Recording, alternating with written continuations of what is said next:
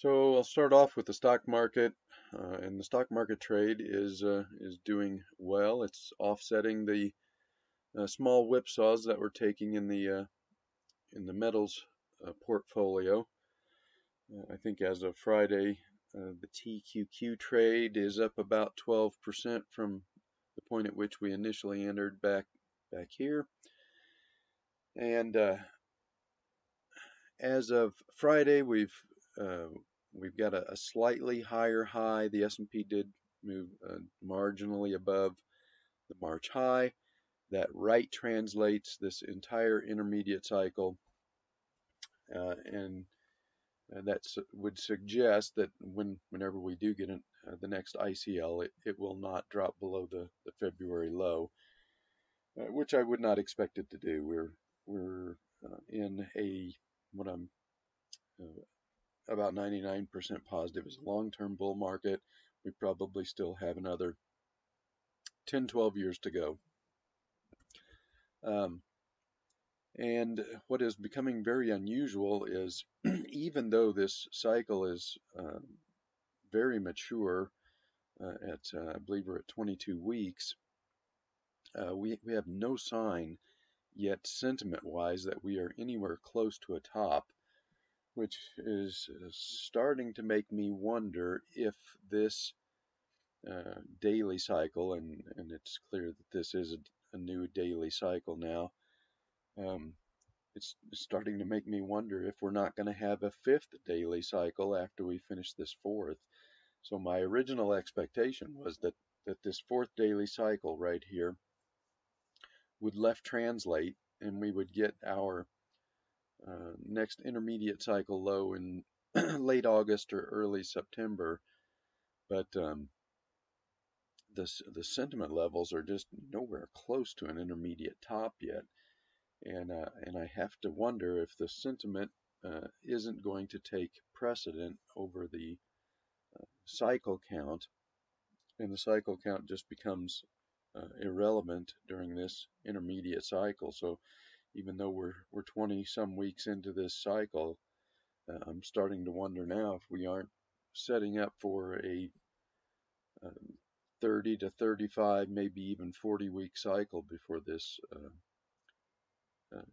before we top and roll over into the next ICL. So here's what I'm talking about in sentiment. This is the intermediate optimism index, and at most intermediate tops, you'll see, we'll get up here to excessive bullish levels, and we'll hold it for a while. This was one time where we didn't hold an extended level of bullish sentiment before dropping down into the ICL, and this was a very mild ICL as well, which is kind of what you would expect from a very mild bullish reading here. We wouldn't really need to stretch the rubber band very far to the downside because we didn't stretch very far to the upside. But as of right now, anyway, even though the S&P has broken out and signaled a right translated cycle, you can see we're just nowhere near the kind of sentiment levels that would indicate that an impending intermediate top is right around the corner. And next we have the dumb money confidence, and again it's kind of the same thing. Intermediate cycles usually just don't top until dumb money becomes complacent. Retail traders become complacent with the rally, expecting it to continue indefinitely. And at the last daily cycle top, we weren't by any stretch of the imagination excessively bullish yet. And even though the S&P has made a higher high and the Nasdaq has broken out to new highs, um, dumb money is just not bullish at all. And I'm seeing this a lot in some of the articles I read. A lot of analysts trying to call a top again, like they do every time a daily cycle pulls back into a profit-taking correction. The calls come out for a market top, and so you know, like I said, we just don't have the kind of excessive sentiment that I would expect at an intermediate top. So at this point anyway, I would say it's conceivable that the current daily cycle could also right translate and rally 30 plus days before the daily cycle tops. Now maybe that we rally all the way into the FOMC meeting on August 1st, and the S&P tests the all-time highs, maybe makes a marginal high, and at that point maybe we push sentiment up here to an excessive level, and then perhaps the intermediate decline unfolds as a very sharp mini crash event. So this is my best guess here. I think we're probably going to continue to rally into the Humphrey Hawkins address. I really don't think the Fed is going to allow the market to turn and have any kind of significant corrective move ahead of that event. Maybe once that is over, we get some kind of a move, corrective move into the end of the week or the first part of next week. Something we could recognize as a half cycle low, and then we continue to rally into the August 1st FOMC meeting, and then maybe again another little dip, a breakout to new highs. I would not expect to go through this top on the first try, just like we weren't able to go through this resistance level here on the first try. But I could foresee a marginal break above this. It gives smart money, institutional traders, the banks an exit on the breakout. As we know, retail traders, some hedge funds, they like to buy these breakouts. Of course, this is a strategy that doesn't work anymore in our modern markets, at least not very often. So I could see a marginal breakout above this high before a top comes, and then we get all of the selling for the intermediate cycle decline in a very short period of time, maybe a week and a half, 2 weeks, and 35 to 40 days would put us right here into the end of August for this daily cycle. And, they usually last 35 to 45 days. So that would be one scenario. Another scenario would be we come up, we test this all-time high, we pull back into a daily cycle low. Let me diagram this one. All right, so I'm almost starting to lean towards this scenario that we may end up with a fifth daily cycle. So, a continued rally next week into the Humphrey Hawkins address, maybe a small pullback after that, something that looks like a half cycle low, and then a rally into the FOMC meeting, followed by, another corrective move down into a daily cycle low, something similar to this. And if sentiment still isn't excessively bullish at this point, when if we get up here to test these all-time highs, then I would say we're probably going to need a fifth daily cycle, and in that case, I would we'd look for another daily cycle decline, and then another rally, and the Fed protects the market into the rate hike on September, I believe it's 21st is the FOMC meeting, and then we get our intermediate cycle low instead of in August or early September like we did last year, we would get it in October. So based on the sentiment levels, I'm inclined to ignore the intermediate cycle count right now. as we're just really not at any kind of excessively bullish levels that would indicate that we're um, close to an intermediate top. So at best, we'll see what happens. I do think we're probably gonna.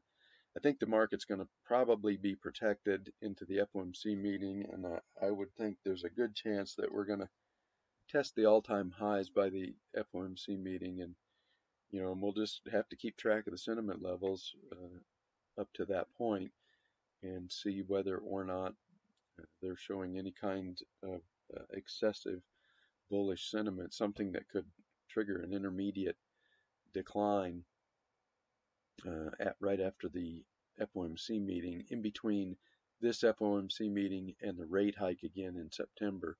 So that should be the potential for our intermediate decline, would be in between these two FOMC meetings. But current sentiment levels are just not setting up right now anyway for that to occur. So I'm going to keep an open mind here that the intermediate cycle may just end up stretching out a ridiculously long amount of time, and we may end up with 5 daily cycles in this intermediate cycle before we get our next intermediate cycle low. And instead of the end of August, we may push this all the way out to October. So the plan right now is I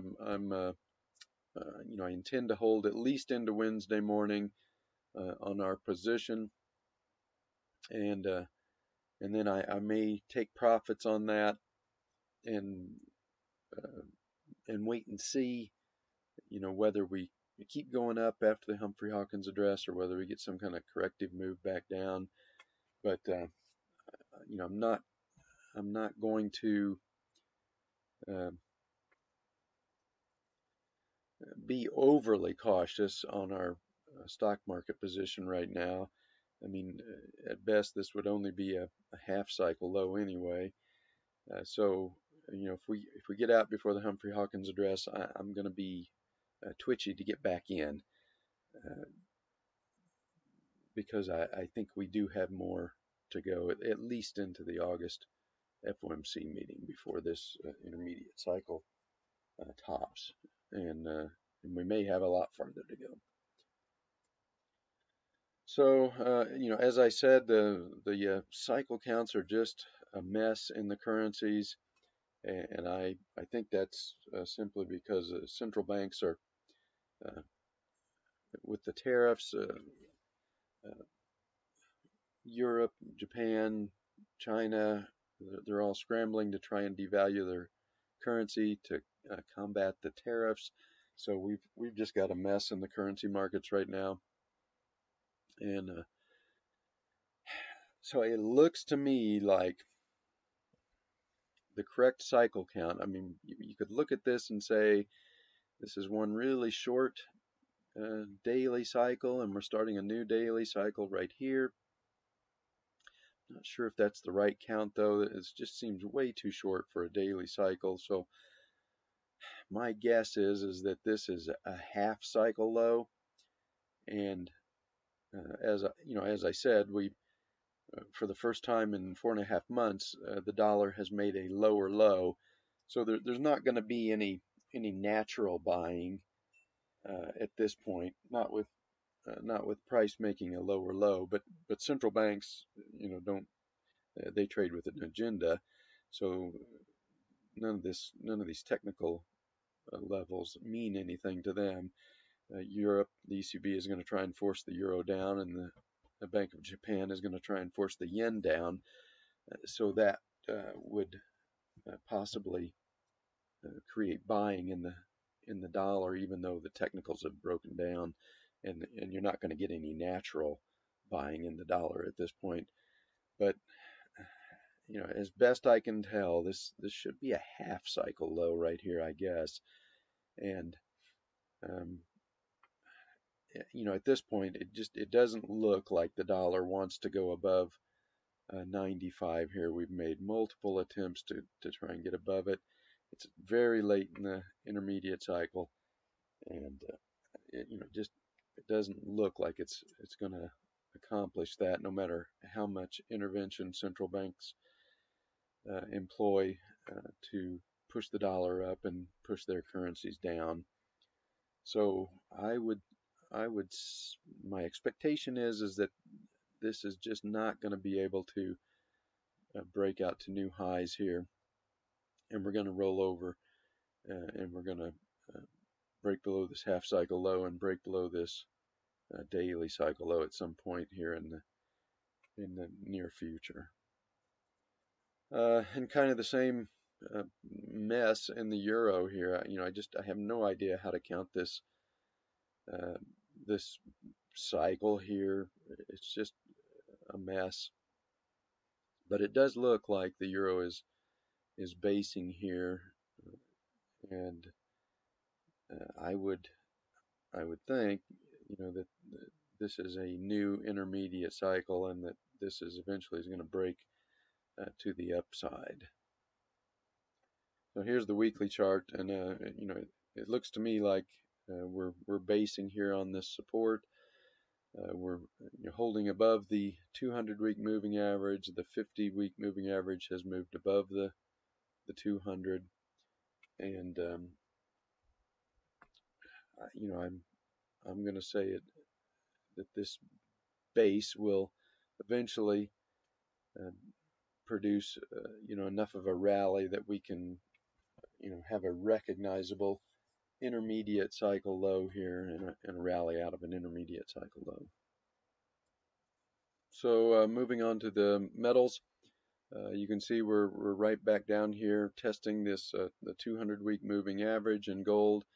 I see a lot of people suggesting that we need to have a washout in gold, and this is, in my opinion, this is nonsense. We had one of the most extreme bloodbath phases in a long time.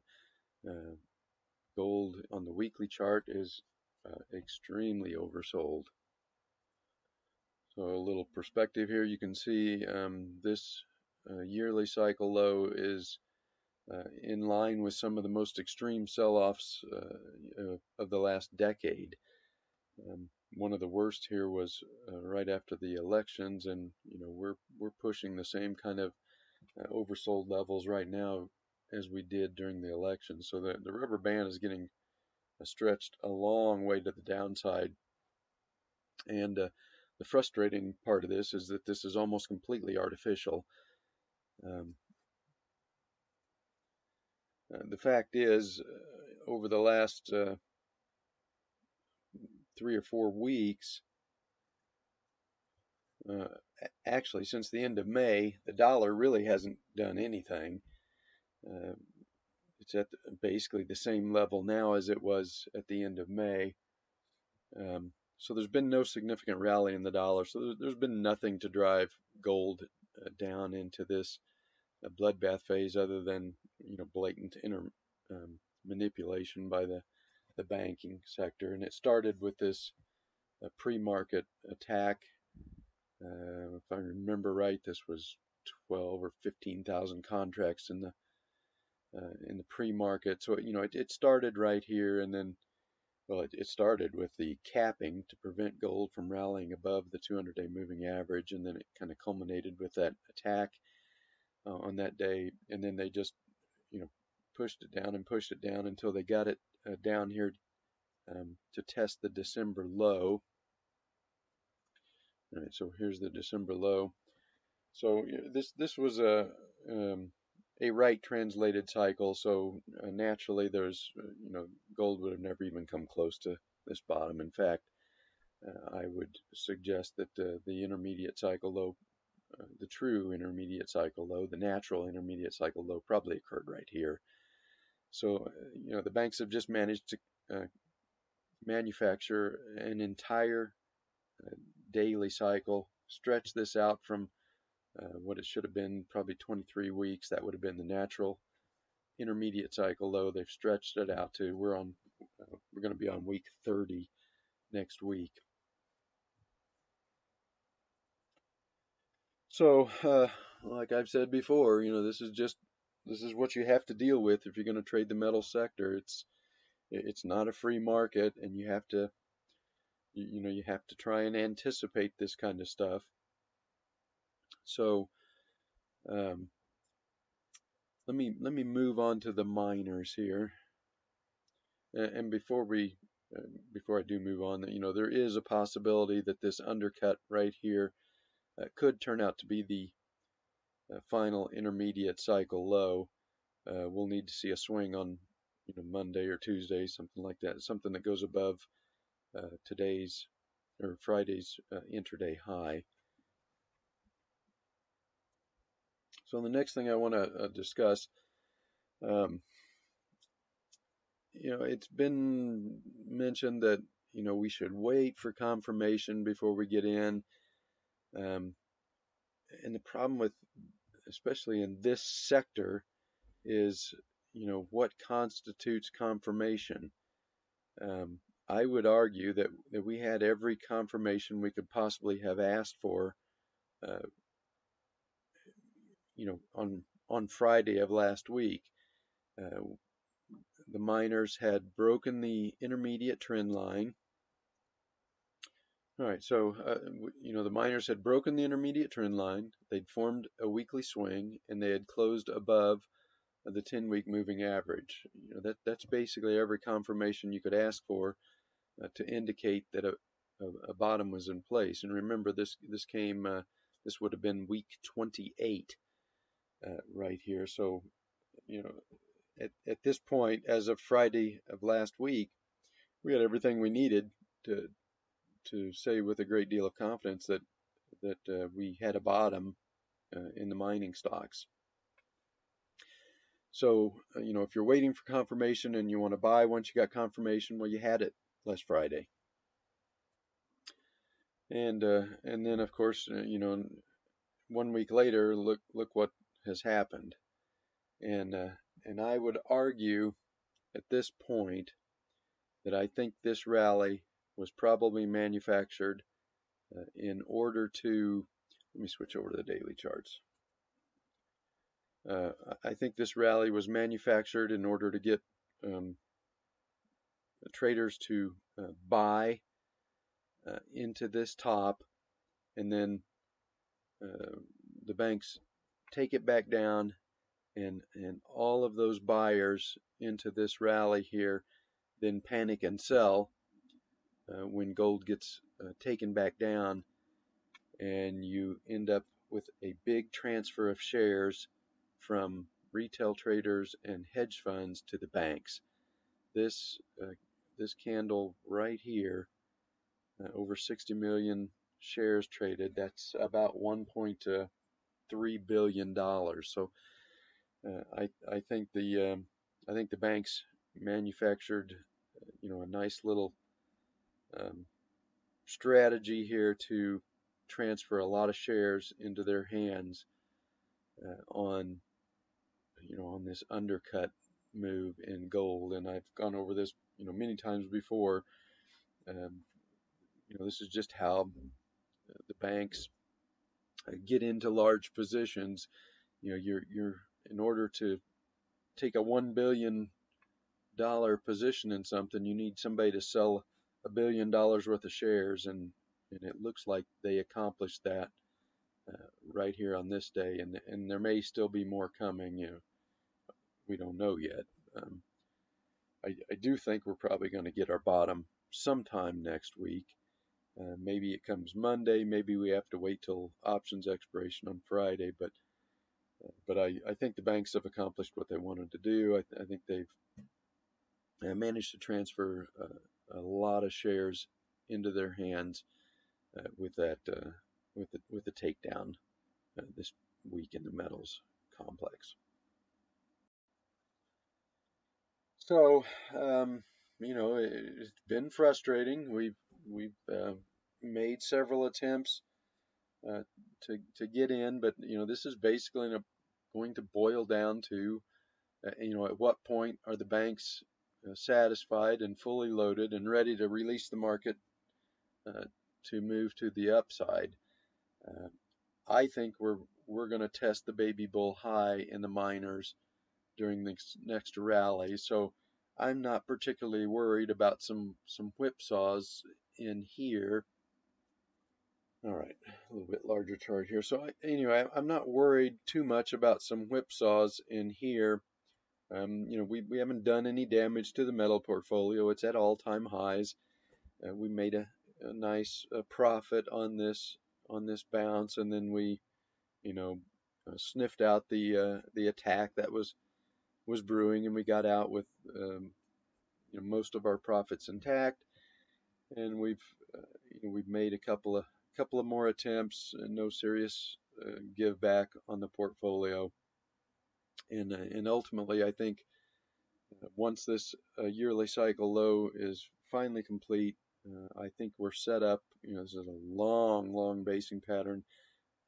This could generate, I would think at least a move to test the baby bull high, and if at a very minimum, I think we would at least test the top of this trading range, which is still a very nice profit. But I tend to think this long basing pattern is ready to break, and we're going to come up here and test this baby bull high over the next 2 or 3 months. So, some frustration here, some whipsaws, not a big deal in my opinion, because I think ultimately we're going to catch a move that could add 9 or 10 points to GDX in the coming months. And in the triple leverage fund, we could easily do 50 to 100% in Nugget or JNUG during that time. So I'm not terribly concerned about the banks whipsawing us a little bit here as we try and get into this intermediate, pick this intermediate bottom, because I think ultimately it's gonna, we're gonna, once the advancing phase of the intermediate cycle starts, I think we're gonna make a good amount of money, and then the difficulties right here will be long forgotten by the time 2 or 3 months is gone by. All right, so for next week, the stock market trade is working. We'll just keep playing that. The frustration that we're experiencing trying to catch the bottom in the metals is being more than offset by the stock market trade. So again, I'm going to say focus on both. There's no need to, and I have been pretty adamant, no more than 50% in the metals trade. So use your other 50% in the stock market trade. That's working good. And it's offsetting the frustration that we're having here in the metals trade. But I think ultimately we're going to catch this bottom. We're going to make some good money in the metals portfolio, probably a lot more money in that portfolio than we're going to make in the stock market portfolio this year. But it's just being difficult, and in the meantime we're having some pretty good success in the stock portfolio, and I'm starting to think we may continue to have success all the way into the September rate hike before we get our next intermediate decline in stocks. We'll just have to see how things play out. So that's it for the weekend report, and we'll see what happens on Monday.